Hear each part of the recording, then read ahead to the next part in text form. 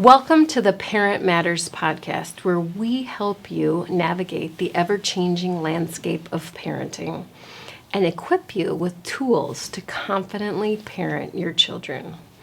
I'm Susan Stutzman, and today we're continuing our series in Families Dealing with Feelings, talking about dealing with suicidal ideation. And to help me do that is Carly Shrimple. Carly, I highly respect your work, and I'm really glad that you're here today. So welcome to the show, and welcome to this conversation. Thank you for having me, Susan. Thanks for that lovely introduction. So Carly, I'm so glad you're joining me today because parenting in this day and age is really tricky. It's not for the faint of heart. But specifically, the concerns of parenting in the 21st century can sometimes feel overwhelming or challenging when you're raising children around topics like suicide. Mm-hmm. So today I really want to delve into what dealing with feelings of suicide looks like, how we can equip caregivers, parents, teachers to think about these things, and talk together about specifically kiddos in elementary and junior high who are faced increasingly with the knowledge of kids that are suicidal or want to harm themselves, or just knowing about this through books, through media, through peers, and what caregivers can do to equip themselves or to support their children if they're already dealing with these things. Right. So it's a loaded topic, but thank you for being here. And without, talking around it anymore, why don't we just jump right in? Sure, let's do it. Okay, so can you, for my listeners, can you help us understand what is suicidal ideation? Of course. So suicidal ideation means thoughts. So thoughts of wanting to die. That's what suicidal ideation is. Or thoughts of not wanting to be in this reality. That can also be suicidal ideation. Now, for some people that are listening to this, it might be a little concerning because your child might say things like, "Oh, I just want to die," or I hate being alive, or I want to kill myself.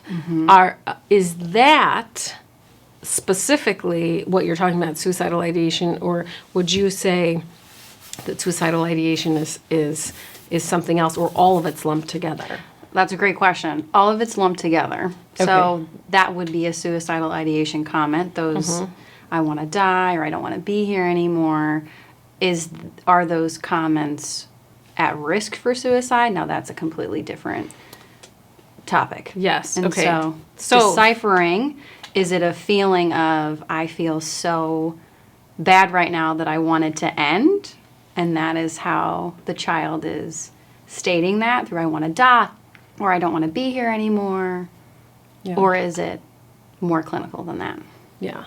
So one of the things that I think is so exciting with you being here is that we're going to flesh through some of this. And I think that when you're a caregiver or a parent in this day and age, it can be really confusing because we also have common language in video games, in literature about wanting to die, or you do die, right? And so even if you're playing a video game and you die, you might have more lives.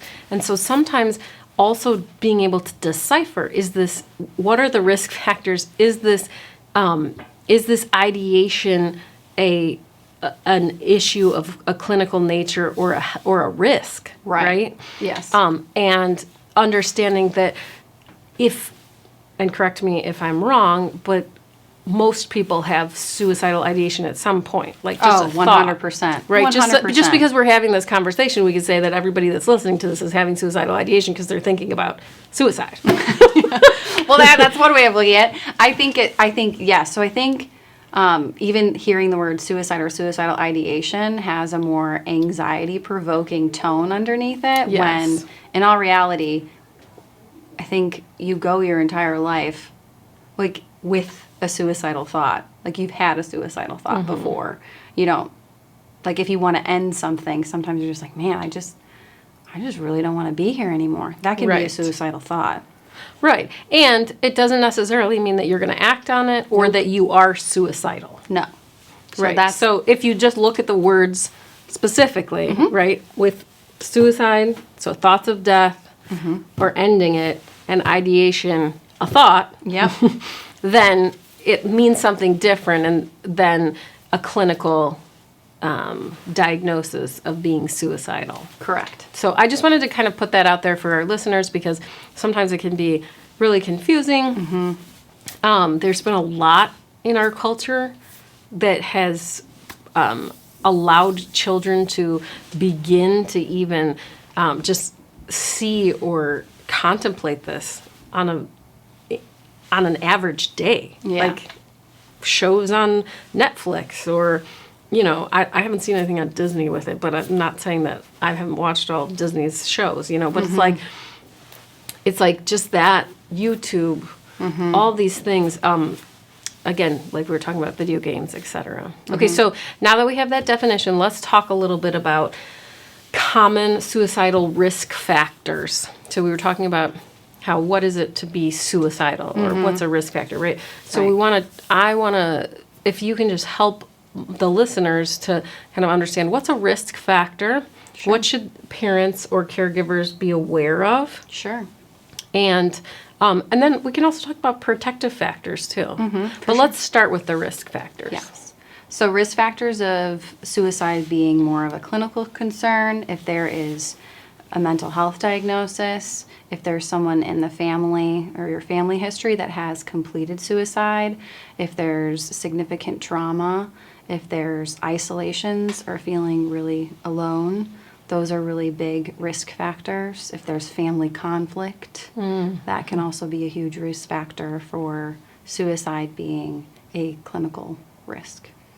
And now I think it's important to make the distinction that if a child isn't talking about death or suicide just because they have a clinical diagnosis, mental health diagnosis, or just because there's family conflict, doesn't mean that they're going to be suicidal. No.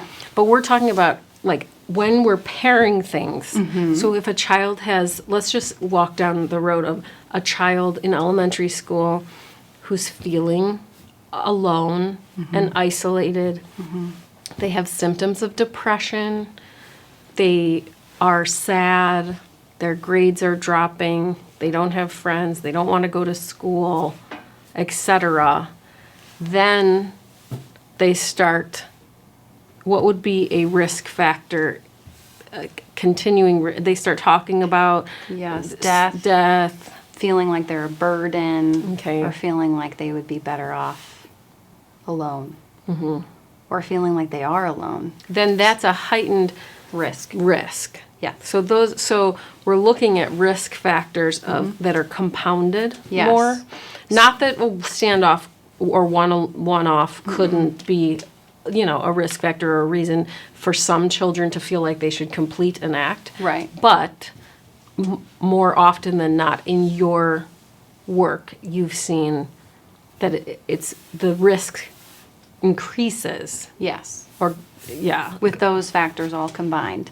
So even in that example, like a child maybe had not mentioned anything about death, but as a parent, that might be, I'm a little bit more concerned because I have a child that has more of the common risk factors, that it might be in the parent's best interest to do due diligence and wonder and ponder if they are having suicidal ideation on top of those risk factors. And what is a common way that you might encourage a parent or a caregiver to wonder with the child about that?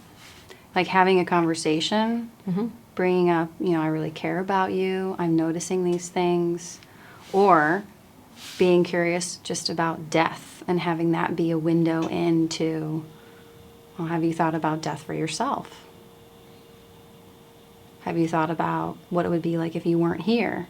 So you don't have to go directly to, hey, do you want to kill yourself? You can explore and get curious about what my child or what the child's perception of death is, along with those risk factors involved. Yeah. And that, like having a conversation around that and opening that door may have the child just say, yeah, I've been thinking about death for myself, without having to dance around it or get curious or really have to dig deep because the parent saw the child. And that's a beautiful thing, to be able to see your child and instead of wait for them to come to you, to Right. just to name it, to call it out and be like, oh, I see you're sad and that you're lonely and that you haven't been wanting to, complete your homework. And so your grades are dropping even though you're super smart or, and it just seems like it's been a tough few months. Yeah, it's very empathetic. It's a great window into having really hard conversations, is Yeah. being empathetic and really curious, especially talking about something as risky as suicide. Yeah. And one thing that I like to do with my own kids is to begin to check things out. So I like to talk to them about ways to check something out. So if they're like, yeah, it would be better that I'm not here, or, it would be, it's just not worth it being alive. Be like, oh, that's a really big statement. Let's check that out. And I find that if we have protective factors in place, like, if you weren't here though, like, who would play your position on the tennis team? Or, like, who would, go to, wouldn't all your friends at church miss you? Or, wouldn't your teachers notice they told me this and this and this and this about you? So it seems like you have this feeling, but the feeling might, if I'm checking it out, it might not be, the reality. It's a feeling, but do we know something to be different based off of our experience? So like that checking it out, it can be really helpful in my experience as a parent. Yeah, that's beautiful. To help kids to begin to, again, not be like, you don't feel that way, or, well, let's think about something else, or, well, you have baseball tonight, so. Not using more dismissive, just Right. you're more exploring it like as a detective. Yeah. It takes a lot more work. It takes a lot more, just being able to slow down and realize that this is important. But, Oh, for sure. yeah. So what are some protective factors that you would say are common in elementary school, in junior high? So for our listeners that might just be listening to this because they want some tips on how to, prepare if this does come, what are some things that we want to be enhancing for children in our care so that they can have these protective factors already built up when they need something, so they're not dipping into a well that is dry? Yes. Well, the first thing is not shaming the fact that the child is having suicidal ideation or in a low spot in their life. Another is a sense of belongingness, like giving them a sense that they belong to something, someone, something greater than their situation. So like groups after school, sports. Something that they enjoy that Something has a they community. enjoy that has community. So like a club, maybe friends on the block, or play dates. Yep. Is that Absolutely. Okay. That sense of belongingness. And also family things as well. Okay. Because sometimes children that are experiencing suicidal ideation can be paired with anxiety related to social situations. And so forcing someone in a social situation when they're anxious might not be the best route, but having a sense of community and something that they truly enjoy with the family could also be another angle to look at that. Yeah, like a family dinner, or family game night, or family jump afternoon on Saturday afternoons at the local jump park or something. I mean, or a picnic or trampoline outside or gardening, something. That's exactly right. Yeah. And if I find as a parent is that, and I don't know if you find this to be true as well, is that sometimes having something to do can be a helpful starting point, but also being flexible and not necessarily having to do it.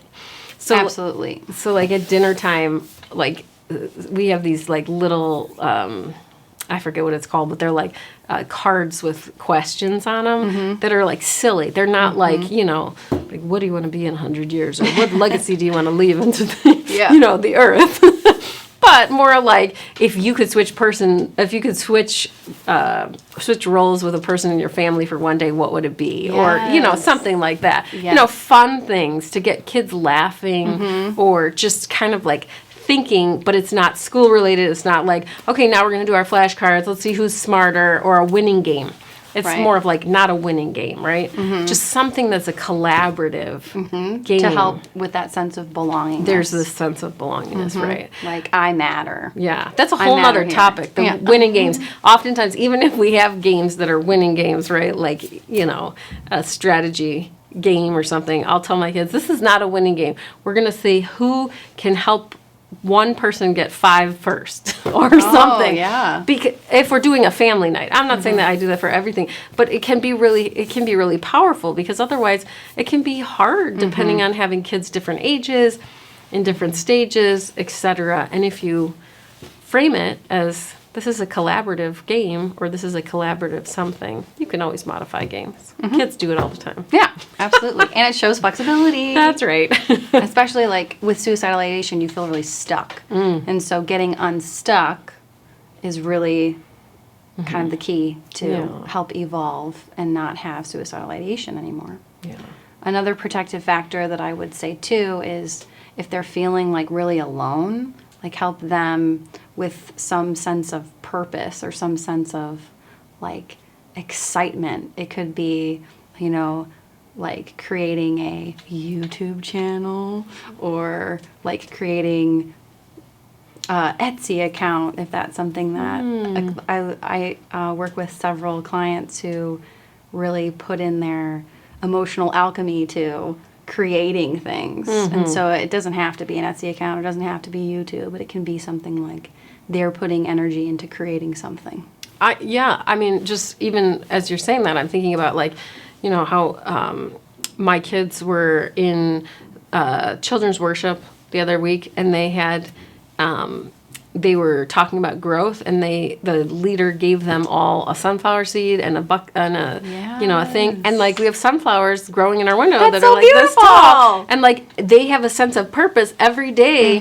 Like, did we water the flower? Yep. Okay, we're gonna waiting for it in anticipation. But I also think similarly, right?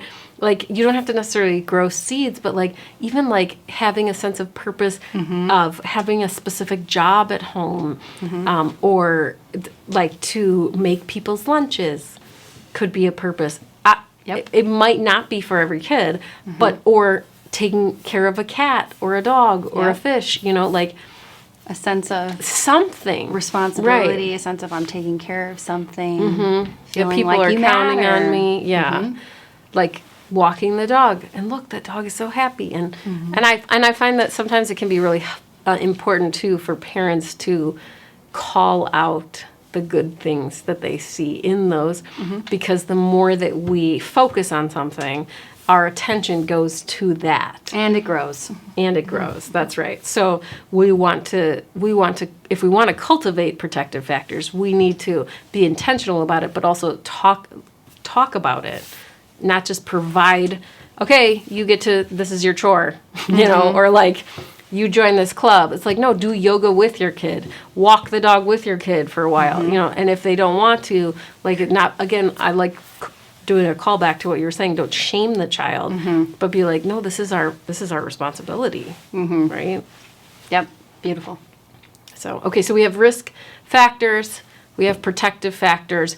If the risk factors increase, I would say, and I'd love you to chime in on this, but I would say with risk factors increasing, like let's say there's conflict coming in the family, or a divorce is impending, or some tragedy happened, Yes. right? That you could or could not control. It's important to just ask, as a caregiver, ask for help Absolutely. to help kind of pad and bolster those protective factors. And so thinking about, okay, what are some of these things that I want for my child? Not just activities, them to be in every activity or everything, but where are things like adults that can help them if I can't help them, or Right. and Resourcing is what resourcing. I There you call. go. Yes. So- me too. I don't know why I forgot that word. Oh, but it's yes. okay. Resourcing, like what are the resources? Where can I go? What can I do? And if the risk factors are increasing and conflict is emerging, then I think, having a clinical helper would help Yeah. the situation, Yeah. or give additional support to the child. Yes. And as an adult in a child's life, as a caregiver, parent, teacher, what have you, also having other adults, caregivers, and parents that you trust, that you can also ask to help that child when you aren't enough, and no one is enough, no one person. Yeah. So I think this would be a good place to transition and talk a little bit about what our listeners should know about suicidal risk levels and how to help a minor when they've expressed suicidal thoughts. Yes. Because there is suicidal ideation, like we just spoke about. There are risk factors and there are protective factors. But then there's the actual present suicidality or suicidal risk that is heightened at different levels. So what I think could be really helpful for our listeners is to talk a little bit about that, what to look for, how to help a child who's expressed that they don't want to be here, Yeah. how to kind of assess for that, For sure. and getting higher levels of care. Yeah, absolutely. So we've been kind of talking about more of a lower risk, but we haven't gotten all of the information. So giving more, like every situation is different, but some things to look out for when things are getting a little bit higher is if a child has a feeling of I am alone and I would be better off if I wasn't alone is a higher risk factor, along with having constant thoughts of wanting to die, and a means, as in intent, like I want to follow through with this plan, along with the capability of following through with that plan. That would be the highest risk, and that would be I need to get a higher level of care by either calling an ambulance to take them to the emergency room so that they can be safe. That would be a higher level of care assessment. Okay. And so for everyone that's listening to this, I think what's important to just go back to and highlight is a plan. Having a plan looks like what? I'm going to kill myself by walking into a quarry. Like that could be a plan. Or I'm And- going to kill myself by doing X, like going and having a detailed of what it's going to be to end someone's life. So having that plan thought out is and kind of listening to the words. Are they saying I'm going to or I want to? Or this is how I would do it. Right. I would do it by walking, in front of the street of cars. That's a plan, and that's definitely a plan that would be completed. And high means to complete the plan by walking into like a street full of cars. Or But just because somebody does a plan doesn't mean that they can execute it. So when we're assessing some of that too, like if a child said, I want to walk into a quarry, or I'm going to do that to end my life, and you don't have a quarry near you, that's something to consider. It's not to make light of, but to say, oh, it's, that feels like a really big feeling or Yep. big thing that you've thought about. Tell me more. yes. So I know you have a really helpful graphic around kind of like around this, but one of the things as a counselor that I have been taught for years is that the risk level is really high and there's imminent danger possibilities if there's a plan Yep. and a means. Yes. So, and you just said that, as you were talking through things, but a plan being if a child says, like you were talking about walking into a street, correct? Right? Like, I've thought about walking into a street, into a busy street, and then you let them, and you don't ask any further questions, if you don't ask any further questions, and you know that there's a very busy street near your home and they are going to be unsupervised, that is not okay. Right. That's Right? a high risk. That's a That's high a risk. means, that's a capability Right. of following through, and that's intent. Right. So that would be clinically, we would need to get an assessment. Right. So that's when, as a clinician, if I was aware of that, I would want them to be able to seek a higher level of care, or the parents to be able to assure me that they would be able to watch the child or have someone watching the child while they were continuing to get ongoing support. Right. If the child's like, well, I would never do it, Then- right? Because there are certain. This is a really tricky, intricate topic. Is that Right. sometimes you have a plan and a means, but you're like, I would never do that. Or a child says that, right? But I wouldn't do it.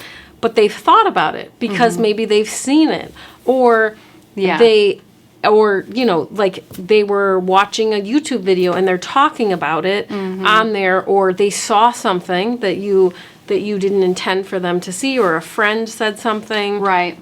Right. So that's why, like, understanding, like, low risk would be having suicidal thoughts. A medium risk would be, having thoughts and then having a plan, but not wanting to follow through on the plan, but it being, like, more intrusive. And then high risk would be plan, intent, means, capability, thoughts. And that's where, as a parent, you would act to save your child's life. Yeah. So there's the thwarted sense of belongingness, meaning like I'm alone. There's a perceived burdensome, like I would be better off not here. And then there's a desire for suicide, where it's like I want to be able to die. And then there's the capability of suicide, where you would execute the plan. So having that as a visual of, well, when do I need to act? If there is, I'm alone, desire for suicide, they feel like they're a burden to others, and they have a means, and they have an intent to execute the plan. That would be a way as a parent to be like, okay, I need to act now to help my child get a higher level of care and the support needed to fight the suicidality and to keep them safe. But it's a helpful visual. It doesn't encompass everything, but it's a helpful way to begin to think about it and to kind of assess, do you need help as the caregiver? Yep. Are you within the ability to help your child as your family unit or the team that you're on caring for this child, or do you need extra help? Do you need a higher level of care? Yep. And I think that, the more of those circles, or the more of those factors, right? The perceived burden, all of the, the thwarted sense of belonging, and then having a plan and actually wanting to follow Yep. through, right? And having the means is, the more you have of those, the higher level of risk for completion for the child is there. And so just even being able to have a tool, because I know that sometimes it can be overwhelming to a parent if a child says, I just don't want to be here anymore, or I want to die. But if you know, okay, let's look, let's assess, just for you as the adult to begin to think about this, then it can be helpful so that your emotions aren't really high as you're like, oh my goodness, this Now is going I to have to happen. act. Right? I have to act. right What do I now. have to do? Instead, thinking through, okay, so what do we have in place? What's here? What's really happening? And I think, though, it's important to note that if your child says that, you never ignore it, and you always follow through with follow-up direct questions. Yes. That is not a time to be wondering or, well, let's check it out at that moment. Right. Right? If they have a plan, if they have a means, if you've been working on these things and they have this thwarted sense of belonging and a feeling of being a burden, and they come out and say this isn't the time to play around. And get curious. This is the time to act. This Right. is the time to, thank you for telling me this. I'm going to be getting a helper to help you with this. Yeah. Whether that's, the ambulance coming or you taking your child to the emergency room, depending on the situation. Yeah.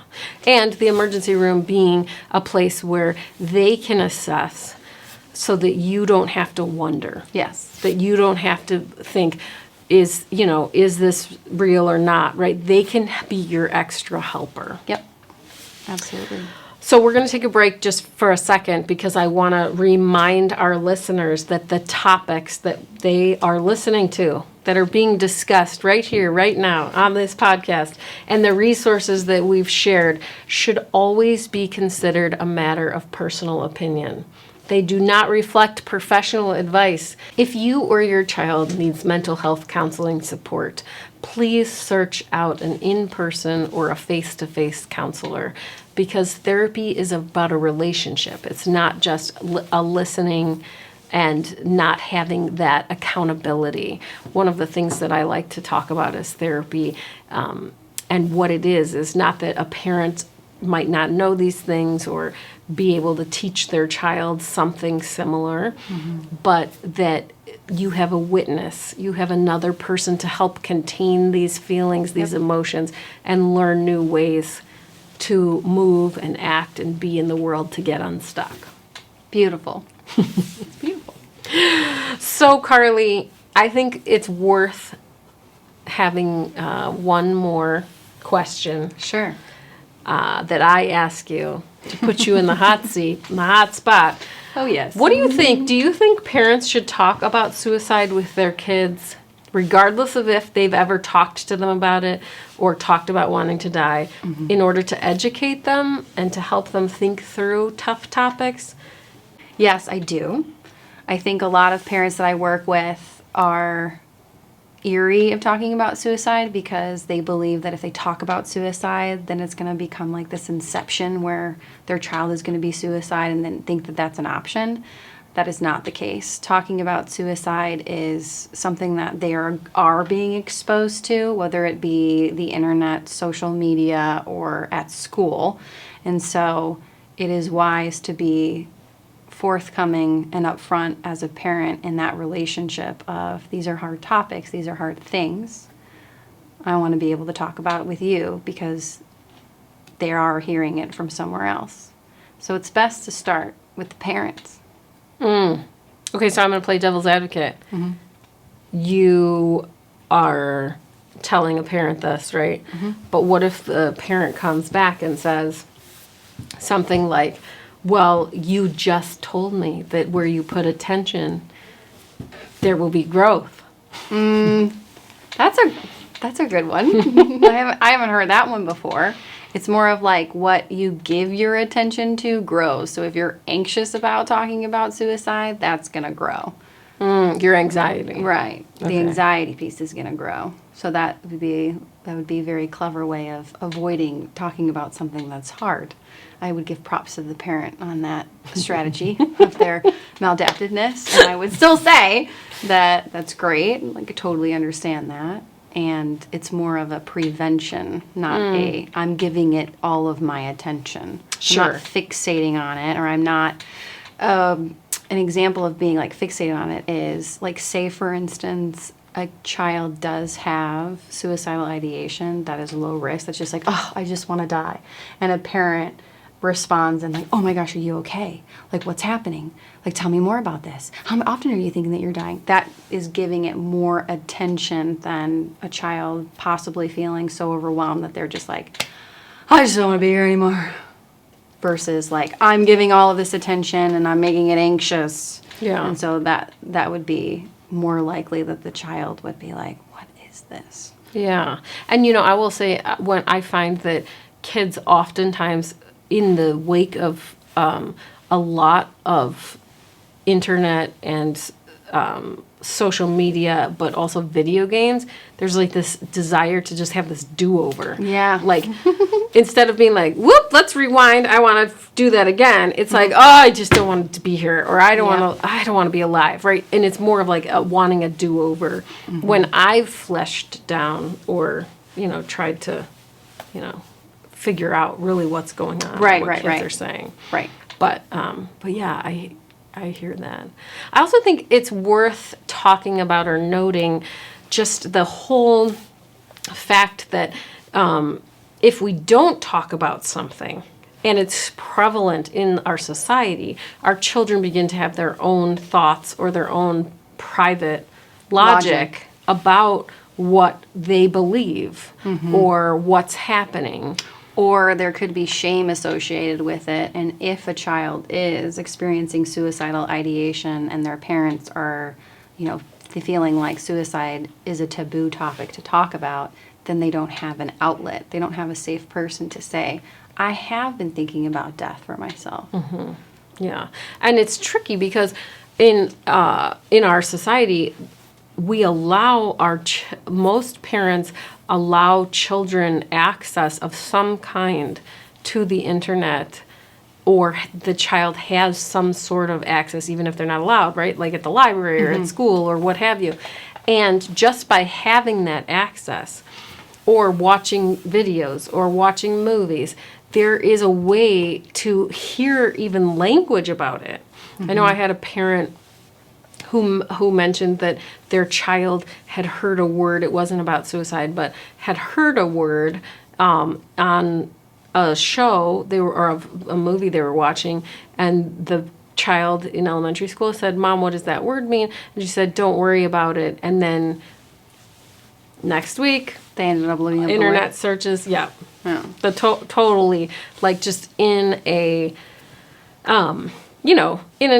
just out of curiosity, right? And it's like, if we don't address it or we don't talk about something and we dismiss it, it can come back to bite us. I'm not saying it will, but It can. more often than not. I mean, if I said, don't think about chocolate, what are you thinking about?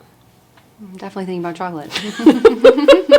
And if I said, don't eat chocolate, I definitely want to eat chocolate more. Right. And so our body, it's important to talk about, like, okay, well, if that were the conversation, right? Like, if, well, have you, had good food today? If you were in elementary school, I'm not going to talk to you like that as an adult, but like having a conversation, right? Like, let's check it out. What kind of chocolate would be best for you right now? Right? Or talking through options. If you were a diabetic, it would be a different conversation than if you weren't, right? And so similarly with our children, if someone's suicidal and they have depression or these risk factors, it's a different conversation than if they don't. However, now I'm mixing metaphors here, but you have to know your child, you have to know your audience, if you will, but it's not a reason not to talk about something. Right. There you have it, folks. Suicidal ideation. It's a lot. It's a tough topic. It is. But thank you, Carly, for joining me today. I know that you deal with this as a clinician, that I do, that it's not an easy topic to talk about.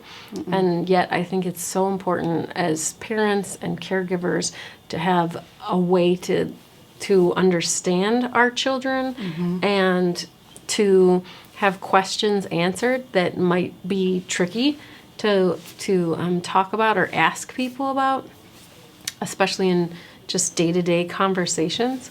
And like we talked about earlier in therapy, the relationship is the most important thing. And so I thought it would be really helpful to have a conversation about this in relationship with you, because it can be a tricky thing. Absolutely. Thanks for having me. Yes. So to all our listeners, thank you for listening to us. And if you have any questions that you would like answered, please send them to us at podcast@kidmatterscounseling.com. And if you found this conversation useful, don't forget to subscribe to the podcast, and please join me next time for the Parent Matters podcast. Don't parent alone.